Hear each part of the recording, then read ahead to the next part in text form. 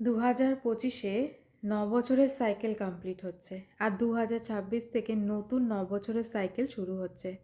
মানে আপনি ভাবুন 2016-তে আপনার জীবন থেকে কী কী জিনিস চলে গেছিলো, বা আপনি কী কী টক্সিক জিনিস বা রিলেশন বা বিজনেস, জব বা পরিস্থিতি আপনি ছেড়ে দিয়েছিলেন, লেট গো করেছিলেন।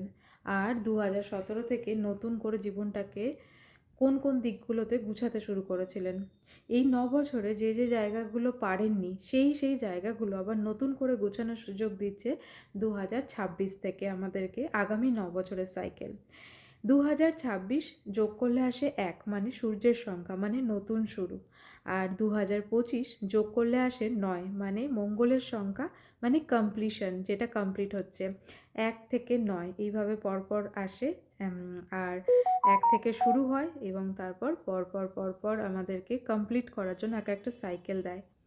তো কনগ্র্যাচুলেশনস, 2026 আপনাকে নতুন করে সুযোগ দিচ্ছে আপনার জীবনের না হওয়া জিনিসগুলো, যেগুলো আপনি করতে চেয়েছেন কিন্তু করতে পারেননি, সেগুলো আবার আপনাকে করার নতুন করে সুযোগ দিচ্ছে। আর নিশ্চয়ই আমরা 2026-এ যে জিনিসগুলো আমাদের সঙ্গে যাচ্ছে না, আমাদেরকে সার্ভ করছে না, সেই মেন্টালিটি, সেই থট প্রসেস, সেই পরিবেশ, সেই রিলেশন, সেই কাজের জায়গা বা সেই কাজ, সেগুলো আমরা ছেড়ে দিচ্ছি বা ছেড়ে দেওয়ার ডিসিশন নিয়েছি।